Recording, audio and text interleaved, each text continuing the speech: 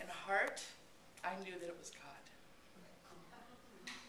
It was God in the form of Sister Frances Oliver. Oh. And that day she sealed my fate. In that one single act, I learned what my mission was to be. Always to take care of those who are smaller than you. What I'm going to share now is going to sound like a eulogy, but it's really not. Okay? So, in my life, taking care of small people, people smaller than me in lots of different ways, smaller in stature, smaller in thinking, smaller in practices. It's always been my dream and my goal to take care of those smaller than me. It's meant retreat work with young adults and teenagers through Search. Those of you in Orange County remember Search.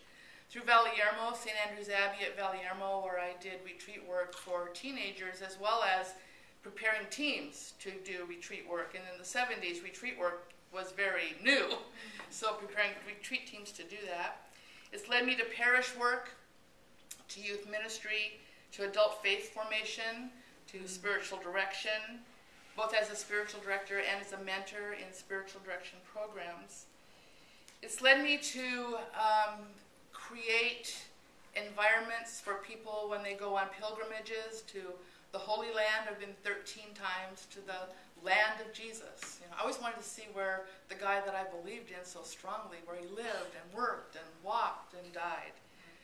Also to his mother's home, or to places where she has had significance both in Lourdes and in Fatima.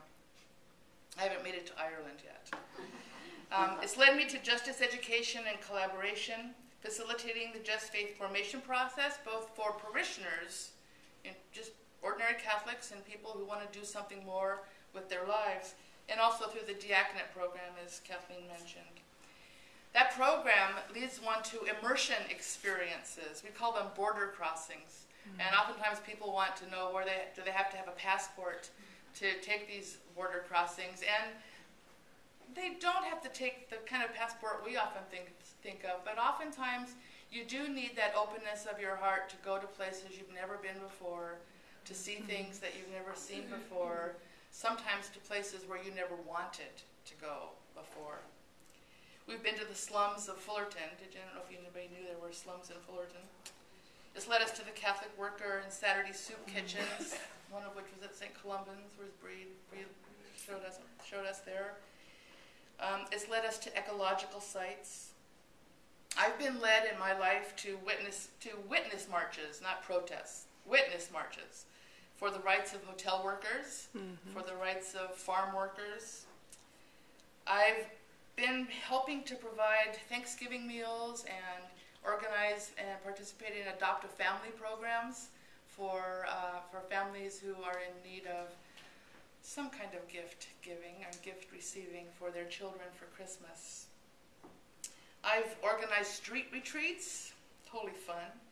I've ministered in prisons and also practiced the Stations of the Cross through our civic organization here in Orange County.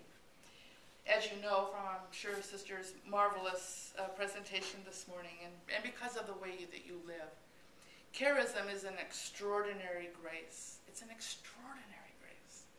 And it's given to people by God. We don't get to create it. We only get to receive it and to act out of it. But a charism is always given for the good of others, never for the person who has it. It's always the reaching out. I learned what grace I had been given for the good of others from you. I learned that the love of Christ urges us on, from Ireland to Australia to England to Scotland to the United States to Australia to Nigeria, Zambia, and Venezuela. From Garden Grove to Culver City to East Los Angeles to Hollywood, from South Central Los Angeles to Long Beach to San Clemente, and now from Mission Viejo to Santa Ana, and maybe even back to Garden Grove. I learned that the love of Christ urges us on from individualism to service of the poor. In 1969, I was given an apron and a key. That told me my life was not about me.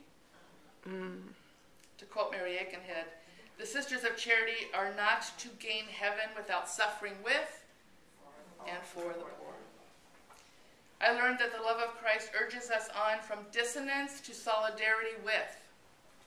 In an economy in the United States that is currently serving the richest 1% of its citizens, I have felt the pain of doubting my own self-worth through things that come with layoffs and foreclosures all around me.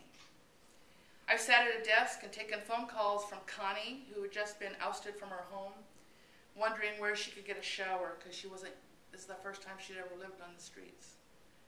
And I've rejoiced with Frank, who had just secured a job after 2 years of unemployment. He was pretty happy that day. I learned that the love of Christ urges us on from indifference to compassion,